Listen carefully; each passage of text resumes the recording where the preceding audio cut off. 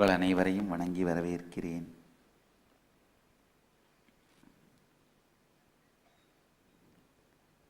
பதினைந்து நாடுகளில் இருமுனை காணொளி காட்சியின் வழியாக அமர்ந்திருக்கும் அன்பர்களையும் வணங்கி வரவேற்கிறேன். Singapore Aadheenam, Dallas, Selayang, Toronto, Kulim, Hyderabad, Hong Kong, சியாட்லன், மெரிட் பிரான்ஸ்,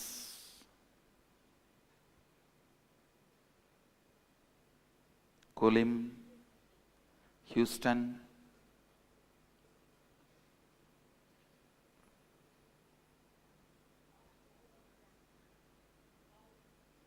பாவோ பிரான்ஸ்,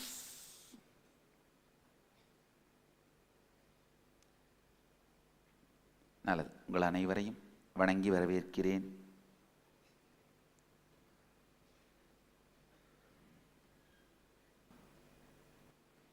நித்திய தனயோகம் நல்லா ஆழமா புரிஞ்சுக்கோங்க. டெஃபினேஷன் என்னன்னா, பணம்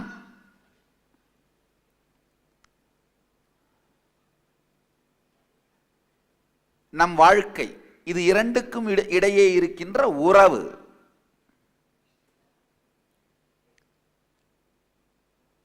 தனம் அப்படிங்கிறத வேத பாரம்பரியம் எப்படி டிஃபைன் பண்ணுதுன்னா, உங்களுடைய வாழ்க்கையின் சாய்ஸஸை எக்ஸ்பேண்ட் பண்ணிக்கிற பாசிபிலிட்டி. இப்போ ஒரு வீட்டோட இருந்தீங்கன்னா 4 வீடு வச்சிருக்கிற சாய்ஸை ரியாலிட்டியாக மாற்றிக்கிற பாசிபிலிட்டி. ஒரு கார் வச்சுருந்தீங்கன்னா ஒரு 4 காராக மாற்றிக்கிற சாய்ஸை ரியாலிட்டியாக மாற்றிக்கிற பாசிபிலிட்டி. உங்களுடைய வாய்ப்புகளை விரிவாக்கி கொள்ளும் சாத்தியக்கூறை தான் பணம்னு சொல்கிறோம், தனம்னு சொல்கிறோம். இல்லைன்னா நேரடியாக அந்த பணத்துக்கே எந்த வேல்யூவும் இல்லை, அது நம்முடைய வாய்ப்புகளை விரிவாக்கி கொள்ளுகின்ற சாத்தியக்கூறு.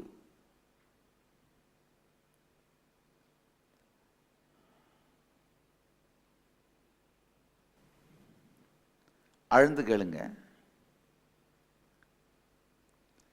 பணம் அப்படிங்கிறது உண்மையில பார்த்தீங்கன்னா நம்முடைய எண்ண ஓட்டம், மன ஓட்டத்தோடு நேரடியான தொடர்புடையது.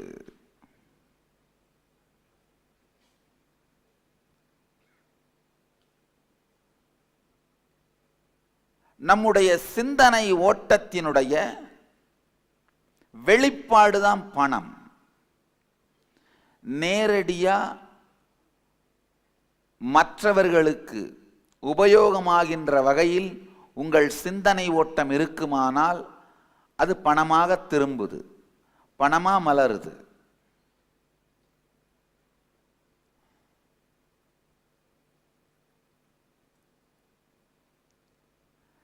நம்முடைய வாழ்க்கையில் நாம் நிறைவேற்ற வேண்டும் என்கின்ற விருப்பங்களுக்காக நாம் பொறுப்பெடுத்துக் கொள்வதன் வெளிப்பாடுதான் பணம். பெரிய பிரச்சனையே என்னன்னா, சிறு வயதிலிருந்தே விபத்தாக, யாரையும் தனியா நான் குறை சொல்ல முடியாது, நம்முடைய தந்தை பொறுப்பு, தாயார் பொறுப்பு, சமூகம் பொறுப்புலாம் சொல்ல முடியாது. ஏன்னா அவங்களே பாவம் இக்னரன்ஸ்ல இருந்தாங்க. சிறு வயதிலிருந்து விபத்தாக பணம்னாலே கஷ்டம்னும், பணம் இருக்கிறவர்கள் கெட்டவர்கள்னும் நம்ம எல்லாருக்குள்ளேயுமே பதிஞ்சிருது.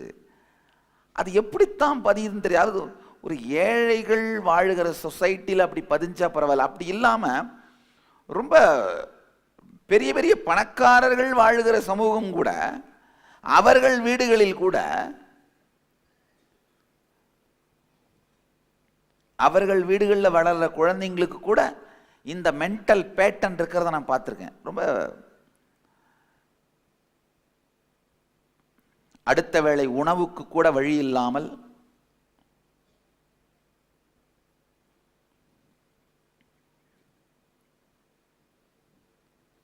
பிச்சை எடுப்பதற்கு கூட உடம்பில் துணிவில்லாமல், சொல்றதுக்கே கஷ்டமா இருக்கு, தன்னுடைய மலத்தையே தின்ன முயற்சித்த அளவுக்கு வறியவர்களையெல்லாம் நான் பார்த்துருக்கேன். அந்த வறுமையையும் அந்த வறுமையில் இருந்தவங்களையும் பார்த்துருக்கேன்.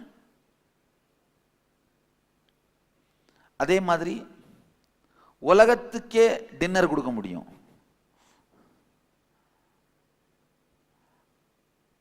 உலகத்தில் இருக்கிற மொத்தம் 700 கோடி மக்களுக்கும்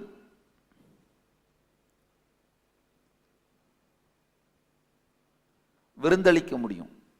அந்த மாதிரி பணக்காரர்களையும் பார்த்துருக்கேன்.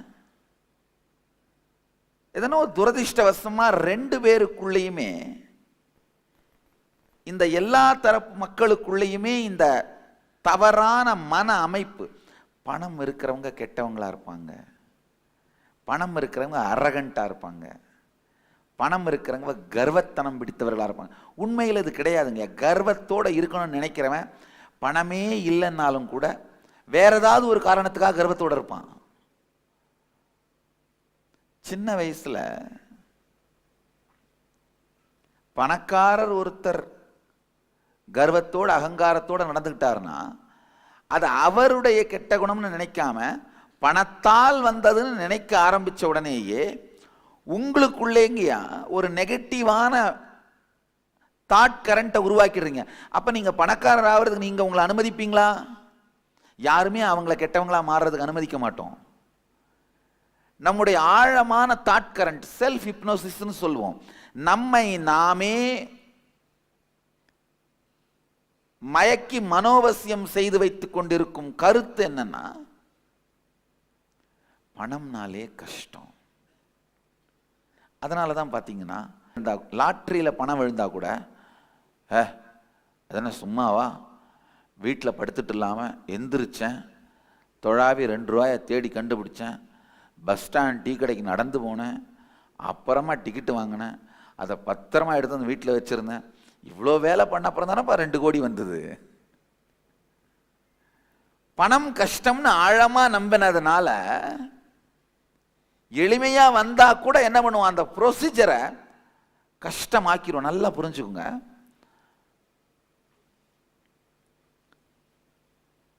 இந்த சில உண்மைகளை ஆழ்ந்து புரிஞ்சுக்குங்க. எதிர்காலம் மட்டும்தான் உங்களுக்கு தெரியாதுன்னு நினைக்காதீங்க. உண்மையில் உங்க கடந்த காலம் கூட உங்களுக்கு தெரியாது. உங்களுடைய நம்பிக்கைகளை சார்ந்து உங்கள் கடந்த காலத்தை நீங்கள் திருப்பி எழுதுகிறீர்கள். கடந்த காலத்தில் நீங்க ரொம்ப கஷ்டப்பட்டு அடைஞ்சதா சொல்ற பல விஷயங்களுக்கு கஷ்டமே பட்டிருக்க மாட்டீங்க. ரொம்ப எளிமையா சாதிச்சுட்டா நீங்க நம்புற பல விஷயங்களுக்கு ரொம்ப கஷ்டப்பட்டிருப்பீங்க. எது கஷ்டம் எது எளிமை அப்படின்னு நீங்க நம்புறதை சார்ந்துதான் உங்களுடைய கடந்த காலத்தை பற்றிய நினைவை நீங்கள் எழுதுகிறீர்கள். ஆழமா புரிஞ்சுங்க. உங்களுடைய கடந்த காலத்தை பற்றிய நம்பிக்கை உங்கள் எதிர்காலத்தை எழுதுவதற்கு அடிப்படை தேவை. உங்க கடந்த காலத்தை பத்தி ஒரு ராங்கான தவறான நம்பிக்கையை நீங்க வச்சிருந்தீங்கன்னா, அது கடந்த காலம் தானப்பா, முடிஞ்சு போச்சு விடப்பா அப்படின்னு நினைக்க முடியாது, நினைக்க கூடாது. ஆழ்ந்து புரிஞ்சுக்குங்க. கடந்த காலம் பற்றி நீங்கள் வைத்திருக்கும் கருத்துகள் கடந்த காலம் பற்றியதாக இருக்கலாம், ஆனால் அவை கடந்து போனவையாக இல்லை. அதனுடைய தாக்கம் உங்கள் எதிர்காலத்தின் மீது இருக்க போகிறது. அதனுடைய தாக்கம் உங்கள் செயல், சிந்தனை எல்லாவற்றிலும் நடக்கப் போகிறது. அப்படின்னும் பொழுது நேச்சுரலா என்ன பண்ணித்தான் ஆகணும், அவைகளை நாம் சரி செய்துதான் தீர வேண்டும்.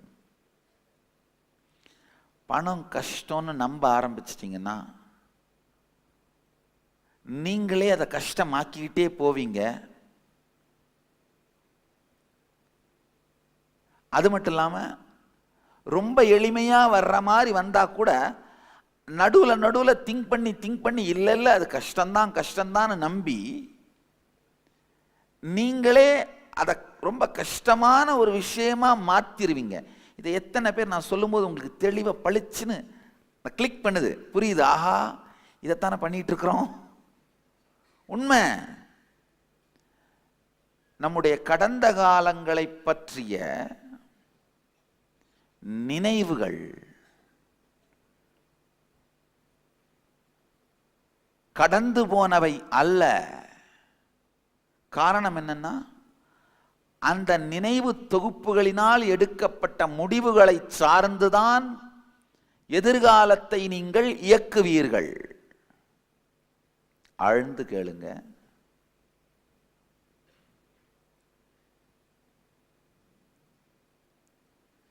பணம்ங்கிற கருத்தே பார்த்தீங்கன்னா, அந்த வார்த்தையை சொன்ன உடனே பலருக்கு உள்ளுக்குள்ள வலி தான் வரும்.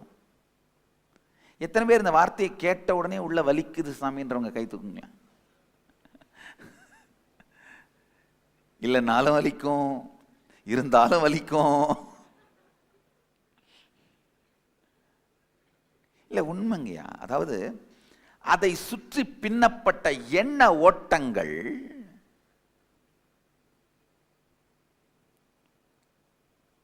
வலி சார்ந்ததாகவே இருக்கிறது.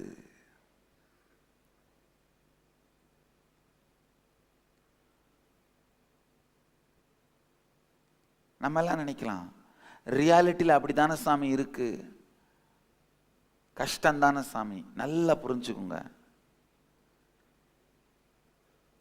ரியாலிட்டியில, நிஜத்துல, சத்தியத்துல ஒரு விஷயம் கஷ்டம்னு கிடையவே கிடையாது. காரணம் என்னன்னா, சத்தியத்தோடு இணைந்து வாழ்வதற்கு நம்முடைய உணர்வு பழகிவிடும்.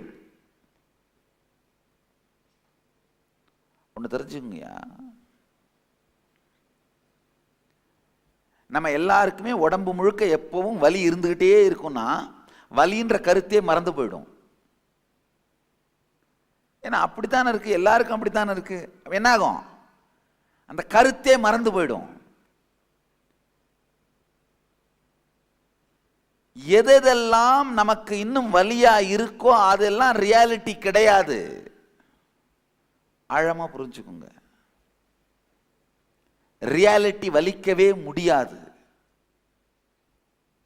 ஏன்னா பல ரியாலிட்டி நாம ஏத்துக்கிட்டோம். அட, இறுதியான ரியாலிட்டி சாக போறோம், அதையே டைஜஸ்ட் பண்ணிட்டு தானே வாழறோம், அதையே ஜீரணம் பண்ணிட்டு தானே வாழறோம்.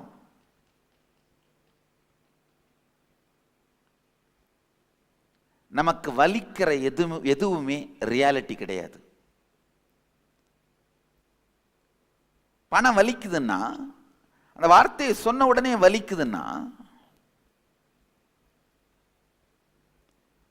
ஏதோ தவறான காக்னிஷன்ஸ், தவறான கருத்து சேகரிப்புகள், தவறான சிந்தனை சேகரிப்புகள்,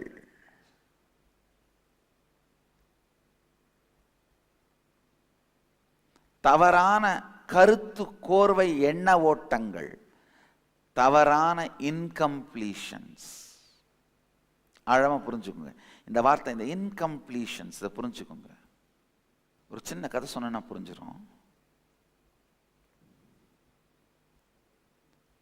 என்கிட்ட வந்த ஒரு அன்பர் சொன்ன கதை, சொன்ன அவருடைய அனுபவம் நடந்தது. அவருக்கு 47 வயசு. என்கிட்ட சொன்னார், சாமி 7 வயசு ஆகும்போது நானும் என்னுடைய அப்பாவும் பீச்சில் நடந்துட்டு இருந்தோம். அப்போ ஒரு 10 பேர் ஒருத்தர் அடிச்சிட்டு இருந்தாங்க. திடீர்னு அதில் ஒருத்தனை சாகடிச்சிட்டாங்க, வெட்டி கொன்னுட்டாங்க. அந்த கொலையை நேரில் பார்த்த உடனே என் கொலை நடுங்கி அங்கேருந்து தப்பிச்சு ஓடினேன். அவ்வளவுதான். இது வரைக்கும் 40 வருஷமா பீச் பக்கமே போனதில்லை. ஒருவேளை இந்த பீச்சை ஒட்டி இருக்கிற ரோடுங்க பக்கமாக கார் போய் அந்த பீச்சை பார்த்துட்டேன்னா அடி வயிற்றுலேருந்து கலக்கிறது. எனக்கு என்ன ஆகுன்னே தெரியாது. எவ்வளோ சீக்கிரம் முடியுமோ அவ்வளோ சீக்கிரம் அந்த அந்த ஏரியாவிலேருந்து காரை வேற பக்கமாக திருப்பி போக சொல்லிடுவேன். ஃப்ளைட்டில் வந்தேன்னா கூட லேண்டு மேலே போகும்போது தான் ஜன்னல் வழியாக எட்டி பார்ப்பேன். கடல் மேலே போகும்போது ஜன்னல் வழியாக எட்டி பார்க்க மாட்டேன். இல்லை, உண்மையிலே சொல்றாரு. அந்த அந்த மர்டரை, கொலையை பார்த்த உடனே ஏற்பட்ட பயம் 40 ஆண்டுகளாக அவரை பீச் பக்கமே போக விடாமல் பண்ணியிருக்கு. அதான் இன்கம்ப்ளீஷன். அதாவது கடந்த காலம் சார்ந்த தவறான, பலவீனமான, முழுமை இல்லாத, தெளிவில்லாத கருத்துக்களும் எண்ணங்களும் உணர்வுகளும் வார்த்தைகளும் நம்முடைய நிகழ்காலத்தில் அமர்ந்து கொண்டு எதிர்காலத்தை வாழவிடாமல் தடுப்பதுதான் இன்கம்ப்ளீஷன், குறையுணர்வு. ஆழமா கேளுங்க, திரும்ப சொல்றேன். கடந்த காலத்தில் ஏற்பட்ட குறையான, முழுமையில்லாத, தெளிவில்லாத எண்ணங்கள், உணர்வுகள், உணர்ச்சிகள், வார்த்தைகள் உங்கள் நிகழ்காலத்தில் அமர்ந்து கொண்டு எதிர்காலத்தை வாழவிடாமல் தடுப்பதுதான் இன்கம்ப்ளீஷன். உண்மையில் இந்த பீச்சுக்கும் மர்டருக்கும் ஏதாவது சம்பந்தம் இருக்கா? எல்லா பீச்சில் என்ன மர்டர் நடந்துகிட்டேவா இருக்கு? அப்போ பீச் தவிர வேற எங்கேயும் மர்டர் நடக்கிறது இல்லையா? அதிக அளவு மக்கள் எங்க தெரியுமா சாகுறாங்க? பெட்ல தான். உலகத்திலேயே பெட்ல போய் படுக்காம இருக்குமா? இல்ல, உலகத்து பாருங்க, அதிக அளவு மக்கள் எங்க சாகுறாங்க உலகத்திலேயே? பெட்ல தானே.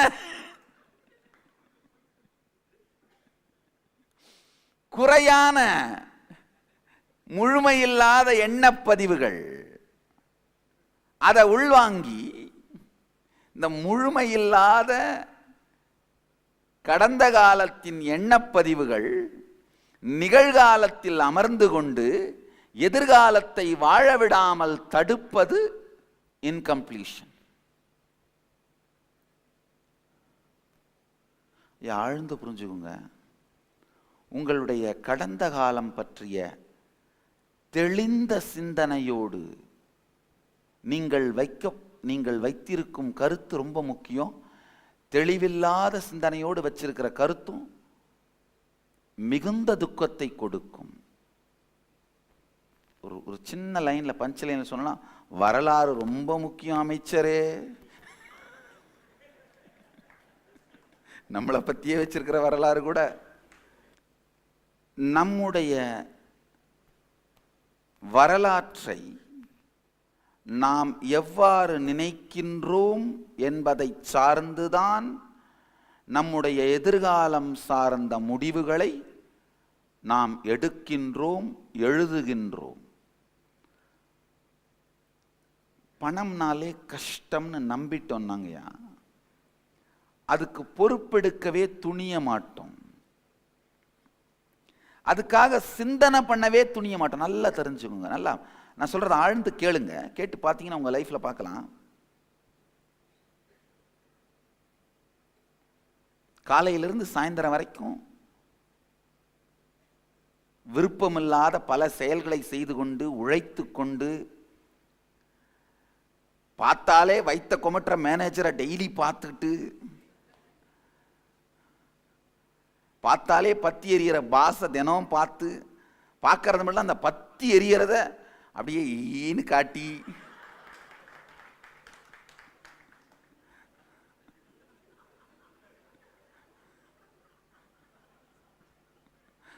அவர் சொல்ற யாருக்குமே புரியாத மொக்கையான ஜோக்குகள்லாம் விழுந்து விழுந்து சிரிச்சு, இல்லை இதெல்லாம் பண்ணி பணத்தை திரட்டுறோம். நல்லா ஆழ்ந்து கேளுங்க. இந்த ஒரு கேள்வியை கேளுங்க. எத்தனை பேருக்கு இந்த வரவு செலவு எவ்வளோ பேங்க் பேலன்ஸ் இருக்குன்னு பார்க்கறதுக்கே பிடிக்காது, அதை பார்க்கறதே இல்லைன்றவங்க கை தூக்குங்க. பாருங்க, எதுக்காக உழைச்சிட்டு இருக்கிறோம், ஆனால் கடைசியில் என்ன பண்ண மாட்டேங்கிறோம். காரணம் என்ன? அதை பார்த்தாலே வலிக்குது. அதனால தான் அது சார்ந்து ஆழமாக சிந்திப்பதற்கே நாம் விரும்புவதில்லை. நல்லா தெரிஞ்சுக்குங்க. வாசனைன்னு தமிழ்ல ஒரு வார்த்தை இருக்கு. அது சாதாரணமா ஸ்மெல்லுன்னு அண்டர்ஸ்டாண்ட் பண்ணிப்போம். ஆகமங்கள்ல அந்த வார்த்தைக்கு ஒரு அருமையான விளக்கம். வாசனைன்னா என்னன்னா, நாம் அடைய வேண்டிய குறிக்கோள் என்னன்னு தெரிந்தும் அதை பற்றி சிந்திக்க திறமை இல்லாமல் இருப்பதை வாசனான்னு சொல்லுவாங்க. சான்ஸ்கிரிட்ல வாசனான்னு சொல்லுவாங்க, தமிழ்ல வாசனைன்ற வார்த்தையே ஆகமத்தில் யூஸ் பண்றாங்க. ஆகமம் மட்டும்தான் தமிழ் வார்த்தைகளை உபயோகிக்கின்ற ஒரு பாரம்பரிய ஆன்மீக நூல். பல இடங்களில் தமிழ் வார்த்தையை உபயோகப்படுத்துறாங்க.